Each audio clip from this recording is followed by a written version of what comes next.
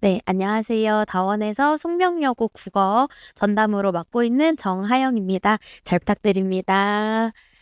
네, 오늘 이제 배부 받으신 유인물 중에서요, 요렇게 지금 화면에 보이는 슬라이드와 똑같은 이 국어 PPT 자료 함께 참고하면서 들어주시면 감사하겠습니다. 제가 이제 제목을 한번 붙여봤어요. 이번 기말고사를 보고 이 설명회를 이제 준비를 하면서 딱 드는 생각이 과연 실수인가 이더라고요. 그래서 보통 아이들이 국어 과목에 대해서는 사실 본인이 한국인이고 본인의 모국어가 국어이기 때문에 좀 자신감이 있는 경우가 많습니다. 근데 이제 보통 틀렸을 때 뭔가 결과가 만족스럽지 않을 때 이거 왜 틀렸니 물어보면 대부분 다 실수라고 얘기를 하거든요. 근데 이제 과연 그게 진짜 실수인가? 그게 나의 실력 부족은 아닌가라는 생각이 좀 많이 들었던 시험이라고 보면 되고 또 한편으로는 이게 중의적인 의미인데요. 요즘 이제 수험생들 사이에서 허수 판독기라는 말이 좀 유행을 합니다. 어머님들도 아버님도 한번 들어보셨을 텐데 허수라는 게 이제 공부를 말로만 하고 좀 뭐랄까 공부하는 척 본인의 어떤 근거 없는 자신감에 가득한 친구들을 허수라고 하는데 그 반대 개념으로 나는 진짜 이 숙명여고에서 살아남을 수 있는 허수가 아닌 실수인가? 그런 자격을 갖췄는가를 한번 생각해 볼 수 있는 그런 기회가 되었던 시험인 것 같습니다. 네, 그러면은 간단하게 제 소개를 드리면 사실 저는 지금 숙명여고 1학년만 국어 전담으로 이제 맡아서 다원에서 수업을 하고 있고요. 좀 자신 있게 말씀드릴 수 있는 게 이번 기말고사에 저희 재원생 중에 이제 1등급이 나왔습니다. 그래서 숙명여고 사실 올해 처음 맡기는 했어요. 제가 이제 내신 강의는 5년 이상 지금 이어서 하고 있는데 솔직하게 말씀드리면 숙명여고는 올해 처음 맡았거든요. 근데 이제 이번 시험에서 저희 재원생이 이제 1등급을 이제 받아주면서 숙명에서도 국어 1등급을 배출했다. 이렇게 말씀드리도록 하겠습니다. 우선은 시험 범위를 간단히 보면요. 국어 시험 범위가 중간고사에 비해서 정말 정말 많았습니다. 교과서 소단원만 지금 이렇게 7가지가 들어갔었고 그 다음에 학교 선생님들께서 꼭 나눠주시는 유인물이 있었는데 유인물도 일단 문학에서 개념어인 비유와 상징 그 다음에 송수건의 나팔꽃이라는 현대시 한 작품이 더 들어갔었고 그 다음 2028학년도 이제 우리 아이들이 보게 될 그 수능의 예시문항을 이번에 평가원에서 한번 쭉 발표를 했었는데요. 그 중에서 독서 지문, 사회 영역, 법과 관련된 독서 지문이 하나가 이렇게 추가가 돼서 사실 문학, 문법, 화법과 작문, 독서 국어의 전 영역이거든요. 그래서 이 영역이 하나도 빠짐없이 모두 다 포함이 되었던 그런 시험이었다. 그래서 사실 어느 학원이든 마찬가지였을까. 이번에 기말고사 대비했을 때는 진도를 나가는 게 너무너무 빡빡했던. 그래서 아이들이 그때그때 복습을 하지 않고 이게 한 단원이라도 밀리면 그 다음 단원은 이만큼 진도를 또 나가는데 그것 때문에 이제 내용 숙지하는 것 자체가 굉장히 큰 이슈였다라고 생각을 해주시면 되고 이 중에서 이제 조금 특이한 점은 문학이 들어가긴 했어요. 굉장히 많은 비중을 차지하긴 했지만 보시면 이 현대시와 현대소설, 고전소설 그리고 희곡 고전시가가 빠졌습니다. 그래서 중간고사 때는 고전시가 어부사시사나 뭐 황진이의 시조 같은 것들이 일부 들어갔었는데 고전시가가 없었고 그 다음에 두 번째는 원래 숙명여고의 특징이에요. 외부 지문은 그래도 단 한 작품도 출제가 되지 않았다. 오직 1번부터 30번까지의 이 모든 문제들이 이 지금 제가 정리해드린 시험 범위에서 출제가 되었다라는 거 기억해 주시면 되겠습니다. 네, 그래서 출제 비율을 한번 보면요. 서답형 없이 총 객관식 30문제가 나왔었는데요. 이제 문학이 그래도 절반 이상. 그래서 47%, 그 다음에 문법이 23%, 화법과 작문 20%, 독서 10% 해서 사실 화법, 작문, 독서가 이제 우리가 흔히 얘기하는 비문학 파트인데 요것들이 한 3분의 1 정도가 나왔고 사실 고등학교 1학년 내신의 핵심은 문학과 문법인데 그 문학 문법에 비해서 화법과 작문이 무려 3분의 1이나 차지하면서 이 부분이 사실 아이들이 공부량이 좀 부족해요. 그래서 좀 익숙하지 않은 단원들인데 이 부분에서 실수를 많이 한 친구들이 많이 나왔습니다. 그리고 사실 요 세 번째 이게 점점 줄어들고 있는데요. 원래 숙명여고는 2개 고르시오 문항이 국어에서 한 시험에 10문제 가까이 나왔었어요. 근데 이제 그런 문항이 이번 기말고사에는 딱 3문제 정도만 나와서 아이들이 문제를 풀면서 뭐 여러 가지 힘든 점들이 있었겠지만 2개 고르시오 유형 원래 까다롭게 이제 출제됐던 부분은 조금 줄어들었다. 그 다음에 이제 밑에 있는 것들이 사실 이번 시험의 특징인데요. 중간고사 때는 운문, 즉 현대시와 고전시가가 굉장히 많은 비중을 차지했었는데 이번에는 그것보다는 소설, 희곡, 합법과 장문, 독서, 즉 시가 아니라 애초부터 텍스트량이 긴 작품들이 많이 출제가 되어서 아이들이 시험지를 받아봤을 때 그 느껴지는 어떤 텍스트의 압박감 이런 것들이 좀 있었을 것으로 보입니다. 그래서 이제 제가 총평을 하자면요. 아마 제 생각에 대부분의 친구들이 국어 만족스럽지 못했을 거예요. 중간고사보다 분명 성적이 더 떨어진 친구들이 더 많을 겁니다. 근데 제가 냉정히 봤을 때 한 문제 한 문제들의 수준은 높지 않았어요. 굉장히 전반적으로 이제 무난했는데 애들이 왜 어려워했냐. 대부분 물어보니까 헷갈리는 게 너무 많았어요라고 하더라고요. 근데 제가 그럼 헷갈리는 게 많았으면 애들 입장에서 어려운 거 아니야? 하는데 강사인 제가 보기에는 너무 쉬웠던 문제들이 많은 게 바로 두 번째입니다. 어려운 오답 하지만 쉬운 정답. 무슨 뜻이냐면 5개의 선택지가 있잖아요. 근데 애들이 이제 적절하지 않은 선택지 하나가 이제 정답일 텐데 그 정답인 선택지는 너무 분명하고 명확했어요. 분명하게 이거는 아이들이 교과서만 읽어봤어도 쉽게 골랐겠다 싶었는데 그거 말고 나머지 적절한 선택지 그 4개가 아이들이 판단하기에 되게 아리까리하고 헷갈리게 근거도 조금 까다롭게 이렇게 선생님들이 이제 출제를 하신 거예요. 근데 선생님들께서는 답이 너무 쉽기 때문에 이건 애들이 쉽게 고르겠지 하지만 아이들은 아시죠? 확실한 건 동그라미 치는데 약간 헷갈리는 건 보통 세모 치고 넘어가는 그 세모 치는 게 2개, 3개가 되니까 갑자기 어려워져서 쉬운 정답도 그 순간에 조금 이게 긴장이 돼서 보이지 않고 그래서 별표 치고 넘어갔던 문제들이 되게 많았을 거다라고 보입니다. 그래서 제가 보기에는 쉬운 문제들도 아이들이 느끼기에는 굉장히 체감 난도가 올라갔을 것이고 그렇기 때문에 그런 어떤 긴장감 속에서도 명확한 답을 골라낼 줄 아는 친구들 그런 진짜 상위권들이 잘 변별된 시험이었다. 라고 이제 보여집니다. 그리고 이번 기말고사는 어쨌든 제가 봤을 때 1등급을 받을 수 있었던 능력은 요거 2가지일 텐데요. 첫 번째는 그 어마어마했던 시험 전범위를 정확하게 소화내는 성실함. 그리고 두 번째는 선지 판단을 할 때 그 정확하게 이거는 이래서 틀렸어. 위에 거 모르겠어. 그래도 이건 답이겠지 하고 분명하게 답을 찍어낼 수 있는 논리적이고 지적인 사고력이 가장 중요했던 시험으로 보여집니다. 그래서 주목해야 할 문항인데요. 제가 아까 말씀드렸죠. 이제 저희 재원생 중에 딱 하나 틀려서 지금 97점을 받은 친구가 있어요. 근데 그 친구가 이번에 저한테 찍어서 보내준 실제 시험지인데요. 보시면 알 거예요. 왼쪽도 그렇고 오른쪽도 그렇고 각각 이제 문학인데 보세요. 이 아이가 첫 번째 2번 문제는 채만식의 미스터방이라는 소설 지문이었습니다. 푼 흔적이 사실 중요해요. 보시면은 1번 동그라미 쳤죠? 2번 동그라미 쳤고 4번도 동그라미 쳤어요. 근데 3번은 아무 흔적이 없어요. 무슨 뜻이냐면 읽었는데도 판단이 안 됐다라는 겁니다. On지 X인지. 근데 정답이 5번이었고 이 문제를 맞췄으나 5번에 정확하게 밝은 미래가 계속될 것을 밑줄 치고 X 쳐놨죠. 채만식 작품은 사실 이 미스터 방이라는 주인공을 희화화해서 풍자하는 소설이에요. 근데 그 주인공에게 밝은 미래가 계속될 것이라는 작가의 인식은 절대 그 어떤 경우에도 맞을 수가 없거든요. 이거는 제가 생각했을 때 1등급부터 4등급 받는 학생들까지 그 한마디로 숙명여고 전원이 다 아는 내용일 거예요. 근데 그러면 정답을 5번을 딱 골라줬어야 되는데 이러지 못하고 헷갈렸던 위에 것들로 간 친구들 2개 고르다가 하나 찍었다 혹은 고쳤다 했는데 틀린 친구들이 이번에 이제 되게 많았을 거다. 여기도 마찬가지예요. 똑같은 이제 8번 문제 이규보의 슬기운설과 관련된 문제인데요. 이 학생이 푸는 그 스타일이 근데 제가 추구하는 방향과 맞습니다.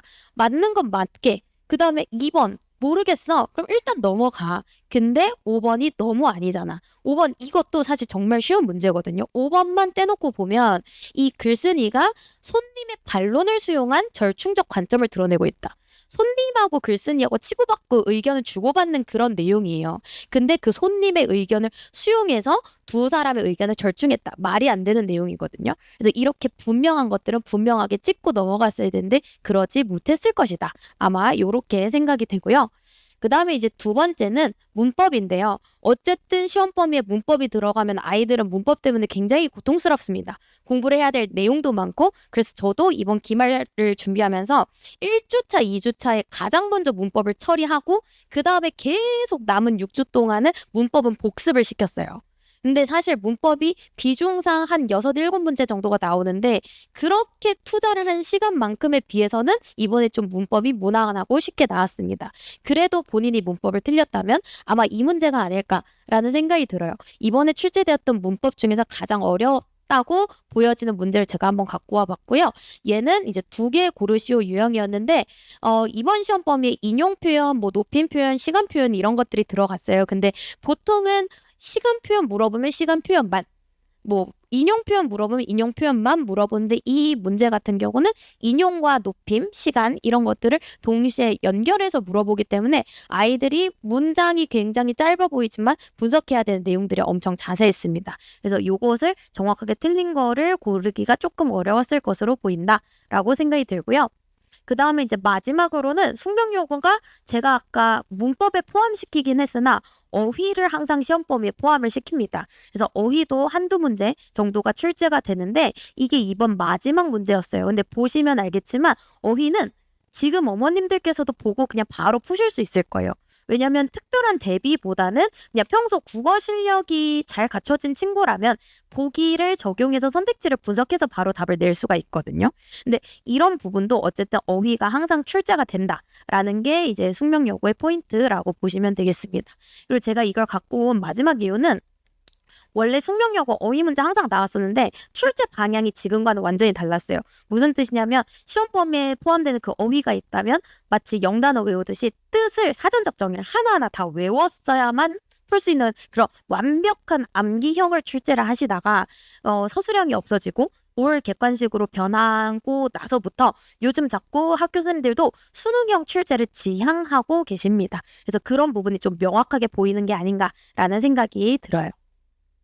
네, 그래서 이번 이제 가장 궁금하실 텐데 국어 예상 등급 컷은요. 여기 오른쪽 보시면 됩니다. 1등급 컷은 93점 정도. 그러니까 2문제 틀린 아이들까지 아마 1등급이지 않을까라는 이제 생각이 들어요. 그래서 굉장히 이제 많이 어려웠지만 이 왼쪽은 이제 중간고사 결과거든요. 중간고사도 사실 쉽지만은 않았어요. 근데 이제 역시나 숙명여고다 보니까 국어 100점 이상, 국어 100점이 이제 20명 이상이었고 1등급 커트라인이 97이었는데 하나 틀린 친구들도 배점에 따라서 3점, 1점짜리 틀린 친구들은 97점. 이니까 이제 1등급인데 3점, 뭐 2점, 3점 서부터는 다 2등급이 떴었거든요. 근데 이번에도 그럴 것 같습니다. 그래서 2개 틀린 친구들이 굉장히 이제 전교 한 40명 정도는 되는데 그 안에서 배점에 따라서 조금 갈리지 않을까. 그래서 중간과 기말을 합쳐서 이제 최종 등급이 나오긴 하는데 어쨌든 국어도 뭐 전교의 10%까지가 1등급이긴 한데 그 10% 안에 드는 게 참 어렵다라는 이제 생각이 좀 드시죠. 그리고 1등급 커트라인만 놓고 비교했을 때는 어쨌든 한 문제 정도가 더 떨어졌기 때문에 중간보단 기말이 더 어려웠다라고 얘기 드릴 수 있을 것 같습니다.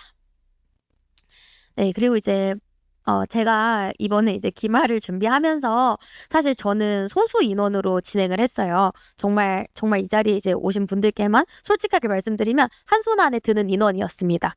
근데 이제 그 중에서 오늘 가장 이제 제 최고점을 받은 지금 아까 그 하나 틀린 96.9점 받았던 친구의 어머니께서 이렇게 저한테 이제 후기를 남겨주신 거거든요. 그래서 어머니의 후기이기 때문에 아마 읽어보시면 더 이제 탁 와닿으실 텐데 이 친구는 중간고사 때는 저랑 같이 수업을 안 했어요.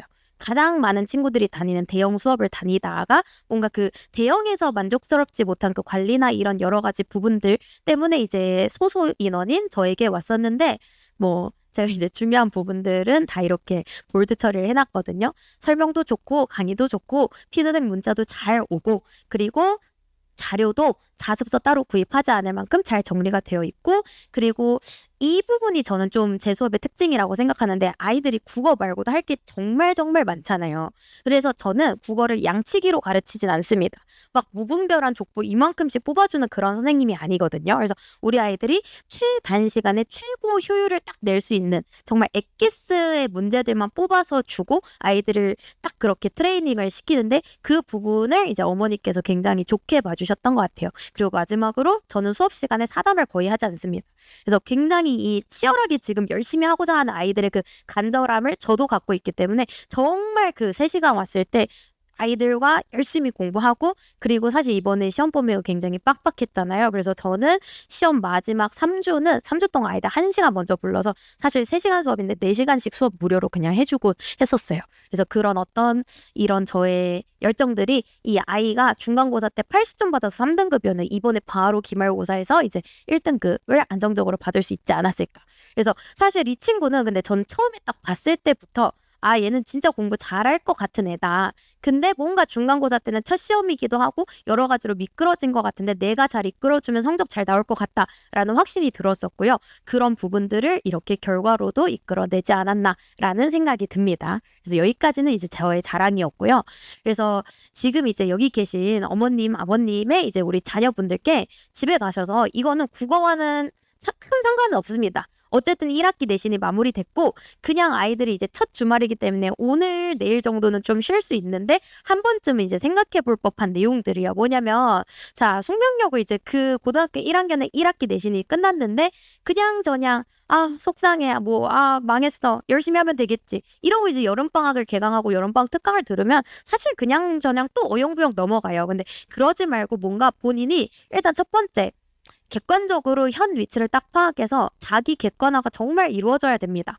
그래서 여기서 말하는 자기 객관화는 이제 진짜로 받아들여야 되는 거죠. 그러니까 내가 만약에 숙명에서 국어 2등급이 나왔고 3등급이 나왔고 이번에 70점을 받았다. 그럼 그게 내 실력이라는 걸 일단 인정을 해야 돼요. 근데 아이들이 그게 자꾸 안 되거든요. 그냥 뭔가 이번 한번 미끄러진 거야 라고 생각하는데 그러면 간절함이나 변화가 잘 생기지 않습니다. 그래서 자기 객관화를 하고 그 다음에 두 번째는 과목별 강점 약점을 파악하고 이번 1학기 동안 내가 각 과목의 공부량이 어땠는가, 좀 균형적이었는가 혹은 어느 한쪽에 치우쳤는가 이런 것들을 좀 확인을 해주시면 좋겠어요. 그리고 하나 더, 이번 1학기 내신이 끝났다고 하더라도 사실 아이들이 이번에 뭐 점점 수시가 이제 중요해지고 있고 1학기 내신 망하면 나 정시할까 이렇게 생각하는 애들이 진짜 많거든요. 근데 그러지 말고 어쨌든 중요한 건 꺾이지 않는 마음으로 나는 어떻게든 2학기에 반등을 하겠다라는 그런 계획을 잘 수립을 하셨으면 좋겠습니다. 그래서 집에 가셔서 하나, 둘, 셋, 4개의 질문을 아이들과 한번 이야기를 해보세요. 자, 첫 번째는 이 국어 관련했을 때 이번에 네가 그 점수를 받은 이유, 첫 번째, 시험 범위의 모든 작품, 아까 이제 제가 적어드렸죠. 그리고 모든 단원의 모든 개념을 다 외웠니? 그리고 누가 물어봤을 때 설명이 가능했니? 하면 이미 여기서 아니요라고 할 거예요. 사실 근데 시험 범위에 어떤 그 정해진 내용들을 모르는데 어떻게 네가 1등급을 받을 수 있겠냐, 어떻게 시험을 볼 수 있겠냐, 이거 사실 기본 중에 기본이거든요. 그다음에 이제 두 번째, 과제를 놓치지 않고 제대로 복습과 문제풀이 양을 챙겼는가. 그다음에 이제 세 번째, 저는 직보 때 총정리를 해줍니다. 아마 대부분의 모든 강의가 다 그런 거를 할 거예요. 총정리 뭐 단거나 집을 준다거나 그렇게 학원 선생님들이 입 벌려 떠먹여줄게 하는 그 컨텐츠들을 제대로 잘 받아 먹었었는가, 혹은 대충대충 설렁설렁 보진 않았는가. 그리고 마지막으로 100점이 아니라면 1등급이라고 하더라도 100점이 아니라면 왜 100점이 아니고 어느 부분에서 틀렸는가, 왜 실수를 했는가, 이것들 꼭 한번 피드백을 하면서 서로 기록을 해봤으면 좋겠습니다. 네, 그래서 이제 등급별 진단인데요. 사실 뭐 1등급 받은 친구들은 잘 한 거죠. 잘 했기 때문에 1학기의 노력을 2학기에도 유지하고 발전하면 좋겠고, 그다음에 이제 2등급 친구들은 저는 이건 진짜 중요해요. 대부분의 친구들이 2등급이나 이제 3등급일 텐데 사실상 3등급은 이제는 35% 이하기 때문에 국어에 시간 투자를 정말 많이 하고 나는 국어를 아직 많이 못하고 부족하다라는 걸 받아들여서 학교 수업과 과제 완수를 제대로 해야 된다. 이 어떤 태도가 이제 바뀌어야 되는데 2등급 친구들은 사실 숫자가 1등급하고 하나 차이 나기 때문에 언제든지 본인이 잘하면 1등급 갈 거라고 생각하는데 그렇지 않고 1등급의 벽은 정말 높다는 거. 그래서 설렁설렁하고 대충대충 했던 그런 아쉬운 부분들을 반드시 고쳐 나간다. 이런 마음을 좀 얻었으면 좋겠습니다. 네, 그래서 이번에 이제 여름방학 맞이하기 전에 나는 다른 학교도 아니고 이제 숙명여고에 다닌다. 진짜 이 치열한 숙명여고에 다니는데 그렇기 때문에 포기하지 말고 나는 이 안에서 어떻게든 살아남는다라는 그런 정말 강렬한 마음을 가졌으면 좋겠고요. 반드시 수시로 대학을 간다. 아직 이제 1학기 끝났는데 뭘 하겠다고 이제 정시를 갑니까? 수시로 대학을 가면서 열심히 실력을 키운다. 절대 포기하지 않는다. 해서 2학기는 이제 2학기도 망치면 사실 그건 정말 돌이킬 수 없는 좀 자리가 정해지는 시기이기 때문에 아이들이 이번 여름방학을 잘 준비해서 마지막 기회라고 볼 수 있는 1학년 2학기를 정말 멋지게 마무리했으면 좋겠습니다. 그래서 짧은 이제 여름방학 4주 동안 국어는 뭐 해야 되냐? 마지막으로 정말 간단하게 말씀드리면 2학기 내신을 잡아야 되는데요. 숙명여고 2학기 내신은 딱 둘 중에 하나입니다. 아니, 두 가지예요, 두 가지. 고전시가와 그 다음에 중세국어 문법. 그래서 이제는 고전시가만 나올 거예요. 그래서 중간고사 이제 작년 거 보시면은 전부 다 아이들이 이제 해석하기 어려운 현대시 안 나옵니다. 고전시가만 나오고요. 그 다음에 이제 중세국어는 문법인데 현대 문법이 아니라 이제 중세국어 문법이죠. 그래서 국어는 심플해요. 고전 문학과 중세국어 문법 요거 두 개 잡으시면 된다라고 생각을 해주시면 되겠습니다. 그래서 이제 제가 준비한 특강도 그것에 맞춰서 이제 아이들이 2학기 내신을 미리 경험할 수 있게끔 이렇게 4회차 특강을 준비를 했고요. 나머지는 이제 저희 수업에 대한 설명인데 궁금하신 점 있으시면 자료 참고해서 읽어보시고 저에게 따로 문의 주시면 좋겠습니다. 네, 이 이후는 이제 저에 대한 설명이기 때문에 오늘은 여기까지만 하도록 하고요. 저의 수업은 19일 토요일 2시에 개강을 하게 됩니다. 밑에 저의 개인 번호도 적어놨으니까요. 한번 참고하셔서 연락 주시면 감사하겠습니다. 여기까지 할게요. 감사합니다.